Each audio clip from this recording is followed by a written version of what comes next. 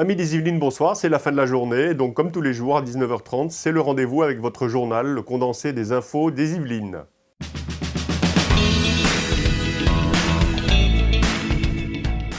Après le prologue sous la pluie à Bois d'Arcy dimanche, la deuxième étape de Paris-Nice, en réalité les Yvelines-Nice, avait lieu entre Rochefort en Yvelines et Amilly dans le Loiret hier. Comme la veille, les conditions de course étaient dantesques, avec plusieurs chutes provoquées par la pluie et le vent. À l'arrivée, c'est l'Italien Colbrelli qui s'est imposé.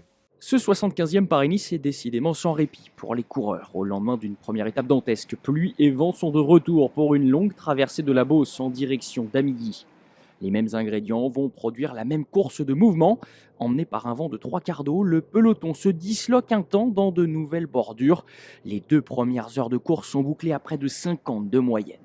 Et alors que la FDJ avait pris la responsabilité de lancer les hostilités pour le maillot jaune Arnaud Démare, c'est Sonny Colbrelli qui a jailli en premier et résisté à la meute emmenée par John Degenkolb. Le processus de rapprochement entre les Yvelines et les Hauts-de-Seine se poursuit avec la fusion des services de l'adoption des deux départements.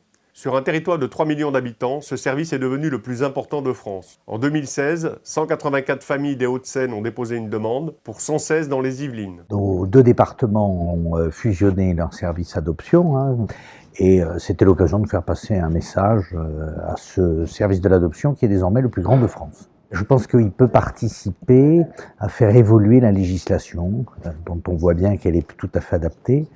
Et donc le fait d'être le plus grand peut permettre d'être le plus innovant et que cette innovation se diffuse sur l'ensemble du territoire national. Dans le journal du 2 février dernier, nous vous avions déniché une pépite, les images d'un concert des Beatles tourné en 1964 au cinéma Le Cyrano de Versailles. Les cinémas de l'Ouest, qui gèrent le plus vieux cinéma de la ville, s'associent aujourd'hui au groupe UGC. Logique, le grand-père de sa présidente, Marie-Laure Couder, a lui-même dirigé l'UGC. Ce cinéma, pour moi, c'est le cinéma de mes grands-parents, de mon oncle et même de mes arrière-grands-parents. Donc c'était important pour moi que ça reste un patrimoine familial. Mon grand-père a longtemps dirigé l'UGC, a travaillé longtemps avec le président actuel et quelque part, j'y retrouve mes valeurs également. Voilà. Donc c'était un choix assez naturel pour moi de choisir ce partenaire-là.